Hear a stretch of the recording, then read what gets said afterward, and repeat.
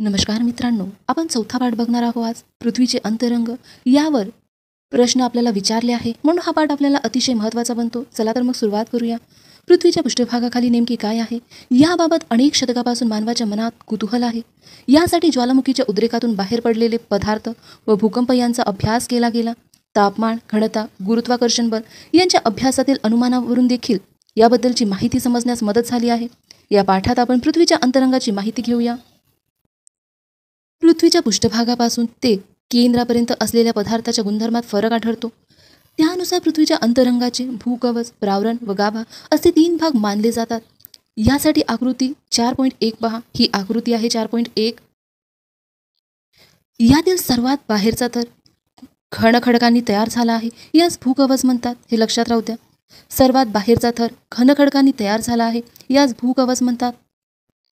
भूकवचाच्या खालील भागास प्रावरण म्हणतात. हे सुद्धा लक्षात राहू द्या. आपण आकृतीमध्ये बघूया. भूकवच व त्यालगतचा प्रावरणाचा भाग या शिलावरण असे म्हणतात.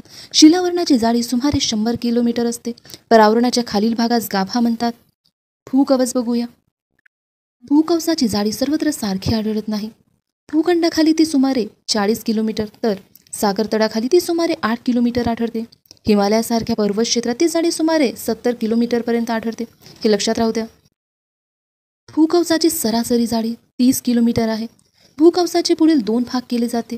बघूया आपण. सियाल बघूया. भूकवचाच्या वरच्या भागात सियाल असे म्हणतात. हे लक्षात राहू द्या. भूकवचाच्या वरच्या भागाला सियाल असे म्हणतात. या थरातील खडकांमध्ये प्रामुख्याने सिलिका व ॲल्युमिनियमचे प्रमाण अधिक असते. ही मूलद्रव्ये वजनाने हलकी असल्याने भूकवचाच्या वरच्या भागात असतात. हे लक्षात राहू द्या. सिलिका व ॲल्युमिनियमचे प्रमाण अधिक असल्याने भूकवचाच्या वरच्या भागात अधिक का आहे?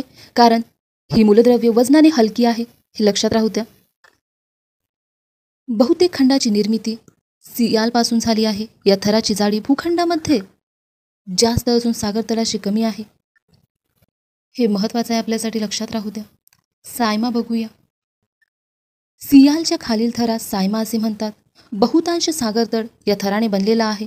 या थरातील खडक सिलिका व मॅग्नेशियमच्या संयुगाने बनलेला आहे. हा थर वजनाने सियालपेक्षा जड आहे. हे लक्षात राहू द्या. या थरातील खडक सिलिका व मॅग्नेशियमच्या संयुगाने बनलेला आहे.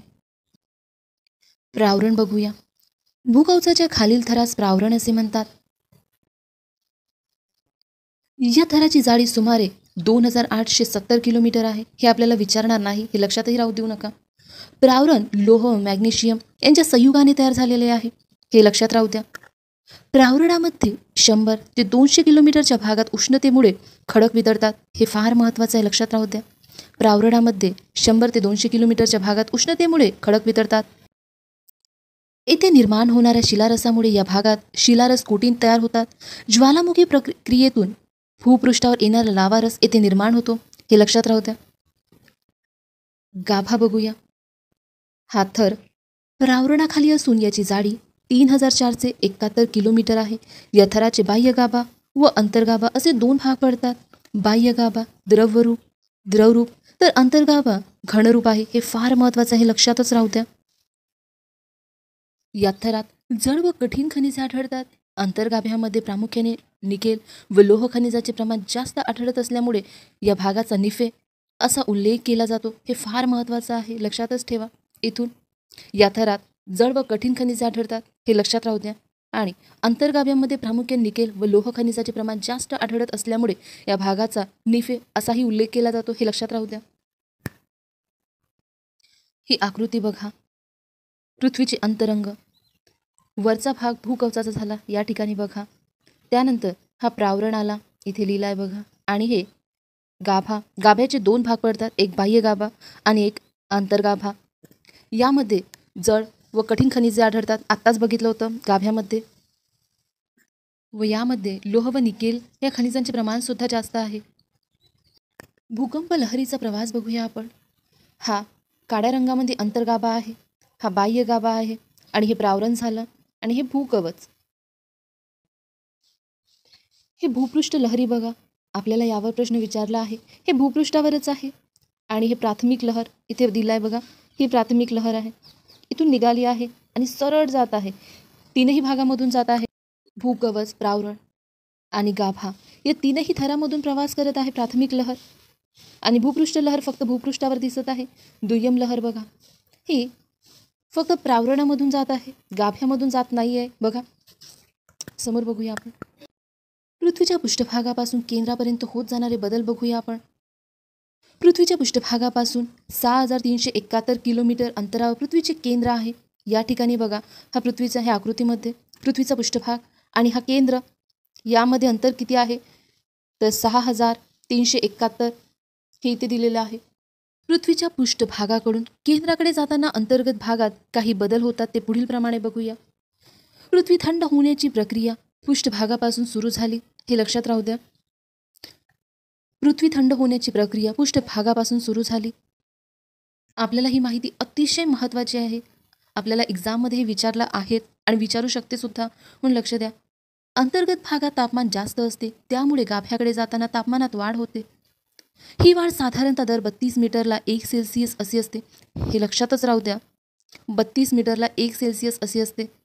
म्हणजेच पृष्ठभाग जरी थंड असला तरीही पृथ्वीचा गाभा अत्यंत तप्त स्वरूपाचा आहे. पृथ्वीच्या केंद्राजवळ तापमान सुमारे 5000 अंश सेल्सिअसपर्यंत असते, हे सुद्धा लक्षात राहू द्या. पृथ्वीच्या केंद्राकडे जाताना पदार्थाची घनता वाढत जाते. भूकंपाच्या प्राथमिक लहरी पृथ्वीच्या अंतर्गत भागातील सर्व थरातून प्रवास करू शकतात. मात्र या लहरीच्या प्रवासाची दिशा गाभ्यातून जाताना बदलते, हे महत्त्वाचं लक्षातच राहू द्या.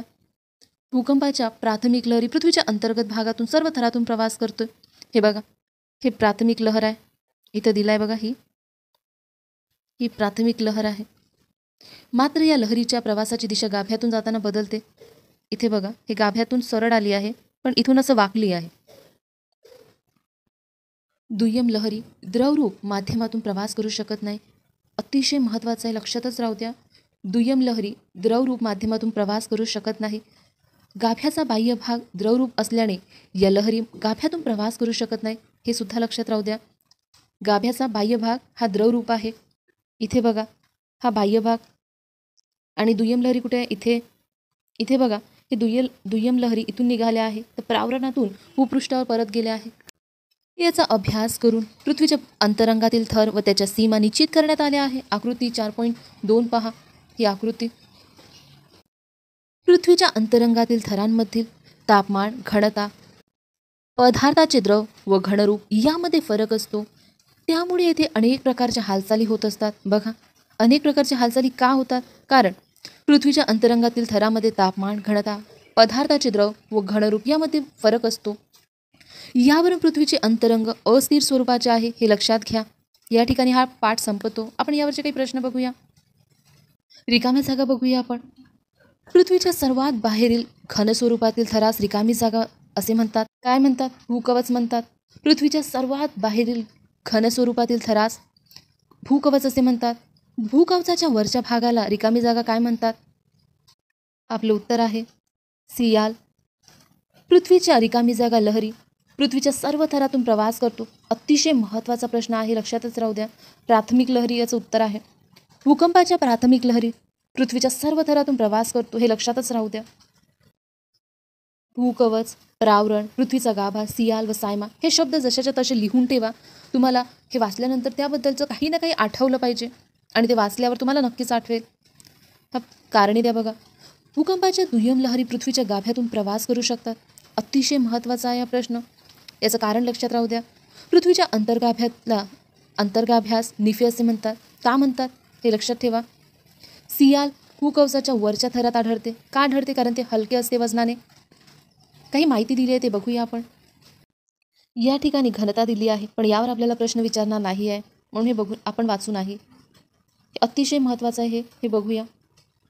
इथे बघा, पृथ्वीच्या अंतरंगातील विविध थरांमधील मूलद्रव्य व त्यावर आधारित नावे अतिशय महत्त्वाचं आहे. बघा, या ठिकाणी हा पृथ्वीचा गाभा. इथे काय मिळते? कोणते खनिजे मिळते? तर निकेल आणि फेरस म्हणजेच लोह. बघा, याला निफे म्हणतात. याचा नी आणि याचा फे असं म्हणून निफे, हे लक्षातच राहील तुम्हाला. हा प्रावरण. प्रावरणामध्ये काय मिळते? तर एक मॅग्नीज मिळते आणि लोह मिळते. आणि भूकवचामध्ये काय मिळते तर सिलिका मिळते, ॲल्युमिनियम मिळते आणि मॅग्नीजसुद्धा मिळते. सियाल आणि सायमा हे भूकवचाचे पार्ट आहे. भूकवचाचे 2 भाग करतात आणि वरच्या भागाला सियाल म्हणतात तर खालच्या भागाला सायमा म्हणतात. हे 2 लक्षात राहू द्या. या ठिकाणी हा पाठ संपतो. आजची माहिती तुम्हाला आवडली असेल तर व्हिडिओला लाईक करा आणि चॅनलवर नवीन असाल तर सबस्क्राईब करा. म्हणजेच येणाऱ्या व्हिडिओची नोटिफिकेशन तुम्हाला लगेच मिळत राहील. थँक्यू.